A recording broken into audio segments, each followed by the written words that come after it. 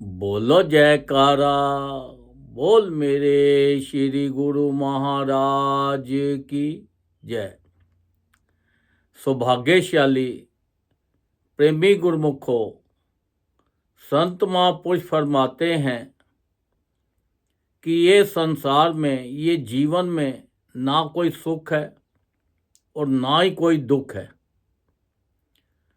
पर इंसान जो है सुख दुख फील करता है, क्योंकि जिस चीज़ की हम चाहते हैं कि ये हमें प्राप्त हो जाए, अगर वो प्राप्त हो जाती है तो हम सुख महसूस करते हैं।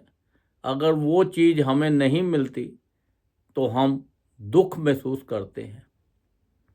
अब देखो, एक आदमी था, संत महापुरुषों के पास गया।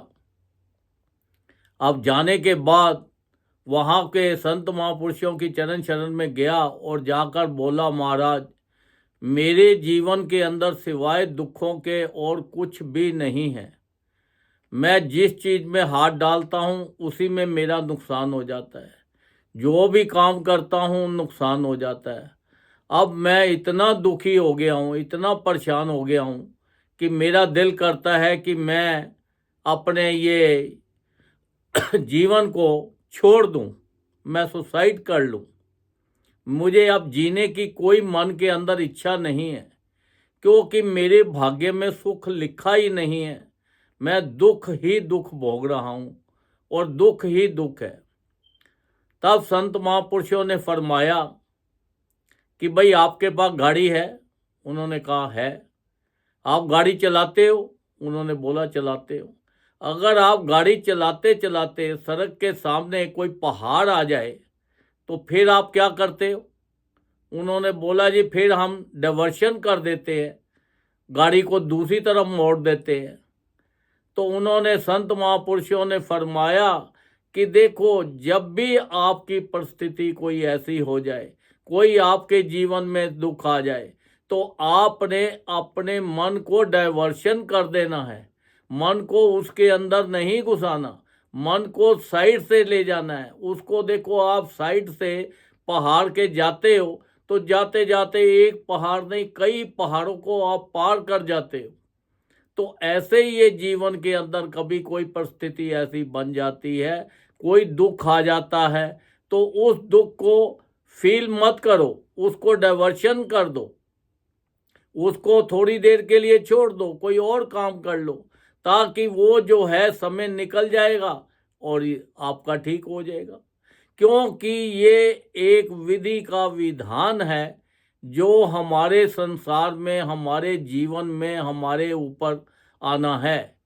ये विधि के विधान को जिसने मान लिया, ये हर चीज जो आती है, सुख या दुख, ये एक संयोग है, क्योंकि ये आना ही आना है।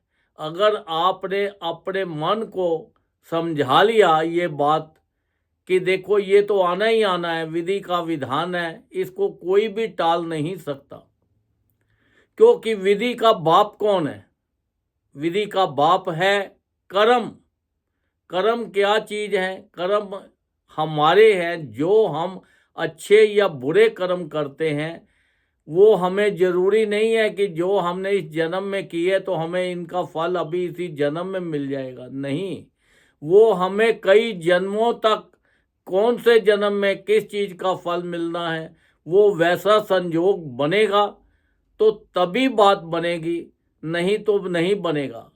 एक बार गंगा सागर के अंदर नाव डूब रही थी, तो नाव वाले जो पायलट था वहाँ का, तो उसने बोला कि देखो, ये गंगा मैया है, गंगा सागर आप आए हो तो यहाँ पे बलि चढ़ती है, तो आप कौन सा, सभी पानी को हाथ लगाओ, जो गंगा मैया को, गंगा सागर को मंजूर होगा वो बलि ले लेगा।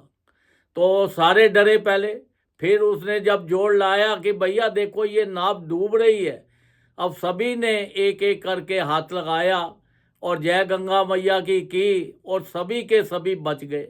अब एक जो छोटा बच्चा था 7-8 साल का, अब उसने हाथ नहीं लगाया, अब उसके माँ बाप उसको हाथ नहीं लगवा रहे थे।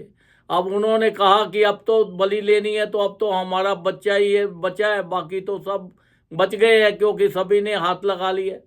जब उसने हाथ लगाया तो वो पानी में गिर गया। आज जब पानी में गिर गया तो बड़ा शोर मचा। इतने में क्या हुआ, पूरी की पूरी जैसे उसने नाव चलाई वो पूरी की पूरी नाव ही डूब गई और वो बच्चा जो था वो बच गया। तो देखो ये एक संयोग है, ये अपने कर्मों का फल है, क्योंकि वो एक संयोग बनना था कि जब वो सारे इकट्ठे होंगे तभी उनकी मौत आएगी, पहले नहीं आ सकती, क्योंकि वो एक बच्चा था बीच में जिसकी वजह से वो सारे के सारे बच रहे थे। अब बच्चे को जैसे अलग किया और वो संयोग बन गया, क्योंकि ये हमारे ही कर्मों के फल हैं। जो हम अच्छा करते हैं या बुरा करते हैं तो इससे हमें घबराना नहीं है। ये तो जीवन में उतार चढ़ाव तो सभी के आने हैं। अब खेल खेलते हो तो खेल में खाली कोई जीत तो नहीं होती, उसमें हार भी होती है, उसमें जीत भी होती है। ये जीवन जो है हमारा, इसके अंदर सुख भी आने हैं और दुख भी आने हैं। हमें अपने मन को डाइवर्शन करना पड़ेगा, मन को समझाना पड़ेगा कि देखो ये जो चीज़ें हैं, जो सुख और दुख है, ये सारा कुछ बाहर का है, अंदर का कुछ नहीं है। संत महापुरुष फरमाते हैं कि देखो ये सुख और दुख, ये इसको कोई भी नहीं टाल सकता, पर एक चीज़ है, जो संत महापुरुषों की चरण शरण में चला जाता है और वहाँ पर उनका जो नियमों का पालन करता है, सेवा करता है, भजन करता है, नाम जपता है, उसके जो दुख है वो थोड़े में कट जाते हैं, ज़्यादा जो दुख होते हैं वो बच जाते हैं। क्योंकि देखो रामायण के अंदर भी लिखा है, जिस पर कृपा राम की होई, तहाँ पर कृपा करे सब कोई। तो देखो जहाँ पर भगवान की कृपा हो जाती है तो वहाँ पे सभी की कृपा हो जाती है। ये दुख जो है हमारे कट जाते हैं जब हम उनकी चरण शरण में जाते हैं। तो देखो ये कर्मों का फल तो कोई भी, चाहे वो भगवान भी क्यों ना इंसान का रूप संसार में धारण करके आए, उनको भी अपने कर्मों का फल तो भोगना ही पड़ा।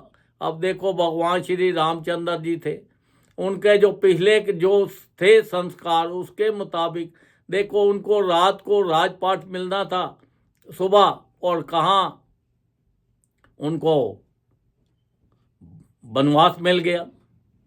ऐसे और भी बड़े बड़े ऋषि मुनि हुए हैं। तो देखो ये संसार है, ये कर्मों का फल तो सभी को भुगतना है। तो इसलिए हमारी सोच अच्छी होनी चाहिए, हम सबके लिए अच्छा सोचें, क्योंकि सत्संग में संत महापुरुष इसीलिए फरमाते हैं सत्संग सुनो, क्योंकि सत्संग सुनोगे तो हमारे विचार अच्छे हो जाएंगे, हम कोई गलत काम नहीं कर पाएंगे, हम सबके लिए अच्छा सोचेंगे, अच्छा करेंगे, तो फिर देखो हमारे बुरे कर्म क्यों बनेंगे। तो इसलिए संसार के अंदर ये बड़े विरले लोग हैं जो संत महापुरुषों की चरण शरण में जाते हैं, उनका नाम जपते हैं, उस परमात्मा का 24 घंटे उठते बिरते ध्यान रखते हैं। जो भजन करता है उसका ध्यान उसकी परमात्मा की तरफ लगा रहता है, उसके पास दुख नहीं आते, उसके पास सुख ही सुख है। ये जो नाम है परमात्मा का नाम, ये सुखों की कान है। ये जिसके पास आ जाए उसके पास तो सुख ही सुख है, क्योंकि सारा संसार तो देखो जीवन ये दिल लगा हुआ है इसी उलझनों में। ये तो बड़े चंद लोग हैं, बड़े विरले लोग हैं, बड़ी पवित्र आत्मा हैं जो उस परमात्मा की चरण शरण में लगी हुई है। तो देखो ये सुख और दुख जो भी आए, इसको हंस के अपने मन के अंदर समझा के तो इसको चलना है, ताकि हमें संसार का ना दुख लगे ना सुख लगे। देखो कोई कहता है कि मैं धन मेरे पास कम है तो मैं उससे दुखी हूँ। अब देखो जिसके पास धन ज़्यादा है उससे जाके पूछो, वो भी दुखी है। कोई कहता है मेरी शादी नहीं हुई तो शादी हो जाए तो मैं सुखी हो जाऊंगा, तो उसकी अब जिन्होंने शादी कराई है उनसे भी पूछ लो। जो कहते हैं मेरे संतान नहीं होती, भाई संतान जिनके संतान है उनसे भी पूछ लो, क्योंकि ये संसार के अंदर सुख और दुख ये जीवन के अंदर लगे रहने हैं। अब एक आदमी था, उसका बहुत नुकसान हो गया, तो उन्होंने पूछा भाई क्या बात है, संत महापुरुषों ने पूछा क्या बात है कि तेरा इतना नुकसान हो गया, ये हो गया, चल भजन किया कर सब ठीक हो जाएगा। तो उस आदमी ने क्या उत्तर दिया, वो कहता है महाराज देखो आपका आशीर्वाद मेरे साथ हमेशा बना रहे, जो चला गया वो कोई मेरा थोड़ा था, वो मेरा नहीं था, और जो है ये भी मेरा नहीं है, क्योंकि मैंने साथ तो कोई लेके नहीं जाना और मैं ना साथ लेके आया था। देखो उसके विचार, उन्होंने देखो उसको ना कोई सुख है ना दुख है, चला गया तो चला गया। कहता है बेटे ने व्यापार किया था, अब उसकी समझ में नहीं आया तो वो घाटा हो गया तो होने दो, क्योंकि यहाँ की माया यही है, फिर आ जाएगी। वो कहता है फिर उसने बताया आदमी ने, कहता है समुंदर के अंदर वही छलांग लगाता है जो तैरना जानता है, जो तैरना नहीं जानता वो समुंदर में छलांग नहीं लगा सकता। तो इसलिए ये जीवन के अंदर अप एंड डाउन आते ही रहेंगे, तो इससे घबराना नहीं है, इसके साथ अपने कर्म करते रहना है। ये नहीं है कि मन को छोड़ दो, मन को परेशान कर लो। अगर आप परेशान होगे तो आप और आपकी परेशानी बढ़ती जाएगी, आपके दुख और बढ़ते जाएंगे, आपके दुखों के कारण आपके परिवार वाले भी दुखी होते चले जाएंगे। तो ये सोचो कि ये संसार है, जब वो वक़्त नहीं रहा तो ये भी नहीं रहेगा। अगर धूप आती है तो वहाँ पे छाया ना हो, ऐसा नहीं हो सकता। अगर छाया है तो धूप ना आए, ऐसा नहीं हो सकता। ये तो जीवन के अंदर एक पहलू है, ये दोनों का जोड़ी साथ में है। अगर तुम्हारा परिवार में अच्छे लोग हैं तो कुछ खराब लोग भी होंगे। अगर शरीर तंदुरुस्त है तो ये बीमार भी जरूर होगा। अगर आप कहीं जा रहे हो, आपके अच्छे दोस्त हैं तो उसमें खराब भी होंगे। आप ट्रैवल कर रहे हो तो उसके अंदर आपको सुख मिलता है तो उसके अंदर परेशानी भी आपको होगी। तो ये इसलिए ये संसार के सुख और दुख ये बाहर के हैं, ये हमारे मन को अपने आप डाइवर्स कर लो तो आपको ना सुख लगेगा ना दुख लगेगा, और संसार के अंदर आपको हर वक्त आप खुशी खुश रहोगे। संत महापुरुषों ने इसीलिए फरमाया है कि देखो आपके लिए 5 नियम बना दिए, श्री आरती, पूजा, सत्संग, सेवा, सिमरन और ध्यान। जो श्रद्धा सहित करे निश्चय हो कल्याण। उसके अंदर भी एक वर्ड डाल दिया है, श्रद्धा, विश्वास।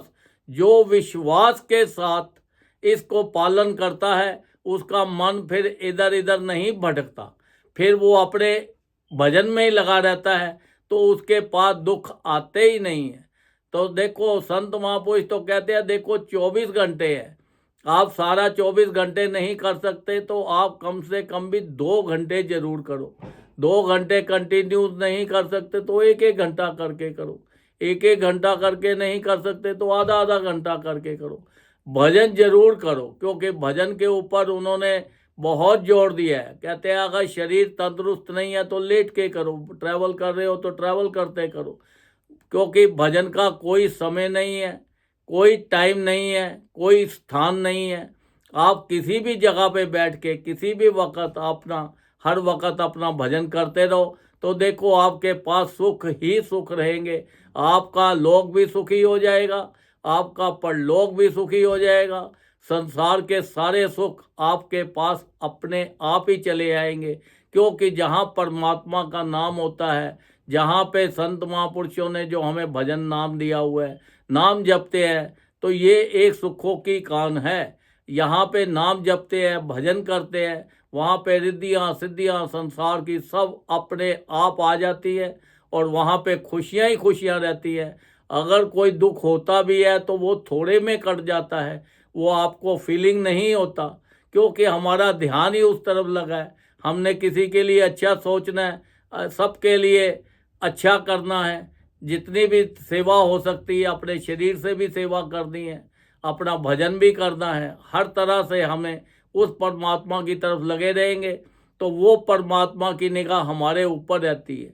जैसे एक बाप बच्चे होते हैं तो बच्चा अगर उसका बाप के साथ प्रेम ज़्यादा होता है, हर वक्त लगाव होता है, तो बाप को पता है मेरे बच्चे को क्या चाहिए, इसको कौन सा दुख आ रहा है, कौन सी चीज़ आ रही है, उसका वो पहले से ही इलाज कर देता है। जिस चीज़ मांगता है वो पहले से ही उसके लिए तैयार कर देता है। तो इसलिए परमात्मा, जब हमारा कनेक्शन उसके साथ जुड़ा रहेगा तो वो हमारी हर बात का ध्यान रखेगा, हमारे परिवार का ध्यान रखेगा, हमें हर तरह के संसार की खुशियाँ मिलेंगी, हमारा लोक भी सुखी हो जाएगा और हमारा परलोक भी हो जाएगा। हमें ज़्यादा से ज़्यादा नाम जप के अपने जीवन का पूरा पूरा लाभ उठाना है, ताकि हमारा लोक और परलोक दोनों सुखी हो जाए। बोलो जयकारा, बोल प्रे श्री गुरु महाराज की जय।